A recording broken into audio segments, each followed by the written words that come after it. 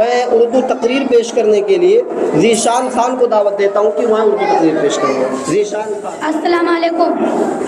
नामुदू व नसल्ली अला रसूलिल करीम, अम्मा बाद।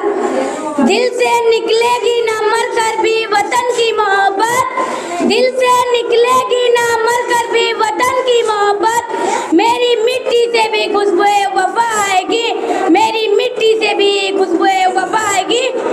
मोहतरम जनाबे नादिम साहब, मुस्फिक साथे कराम और मुअज़्ज़ज़ सामीन, आज 15 अगस्त यौमे आज़ादी की सालगिरह है।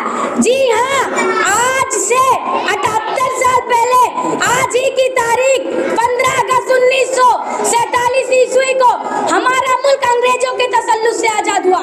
गुलामी की जंजीरों और आज़ादी के मतवालों ने तोड़ डाला, जिसके नतीजे में अल्हम्दुलिल्लाह आज हम पूरे मुल्क में आज़ादी का जश्न मनाया जा रहा है। हर तरफ खुशियों के गीत गाए जा रही है, कौमी और माली तराने में पड़ी जा रही है। लेकिन सवाल ये है, मुसर्रत 7 मानी का ये दिन क्या अंग्रेजों ने सोने की थाली में सजाकर हमें सौगात में भेंट किया था?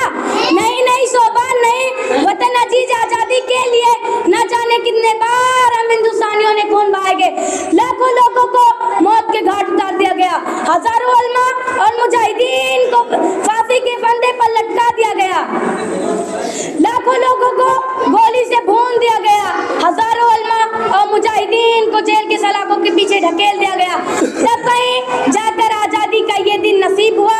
हमारा मुल्क खुशहाल था, हिंदू मुस्लिम इत्तेहाद उसकी पहचान थी, कौमी यकजहती और रवादारी उसकी शान थी।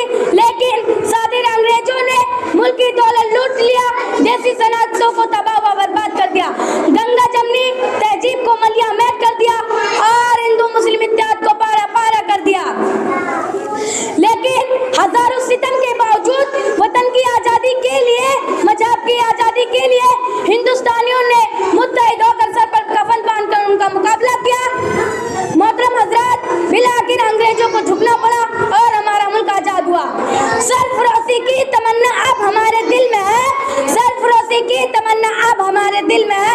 देखना है जोर कितना बाजुए कातिल में है, देखना है जोर कितना बाजुए कातिल में है। हिंदुस्तान जिंदाबाद, हिंदू मुस्लिम इत्तेहाद जिंदाबाद। अस्सलाम वालेकुम, जय हिंद, जय भारत। बहुत खूब, माशाअल्लाह।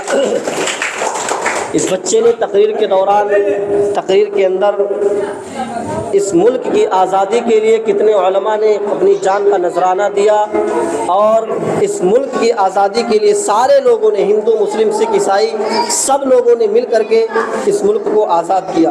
इसलिए मैं कहता हूँ कि न तेरा है न मेरा है, ये हिंदुस्तान सबका है। न तेरा है न मेरा है, ये हिंदुस्तान सबका है। नहीं समझी गई अगर बात तो नुकसान सबका है।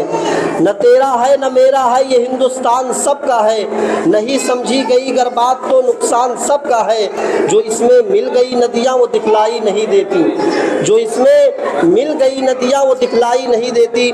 महासागर बनाने में मगर एहसान सबका है, महासागर बनाने में मगर एहसान सबका है।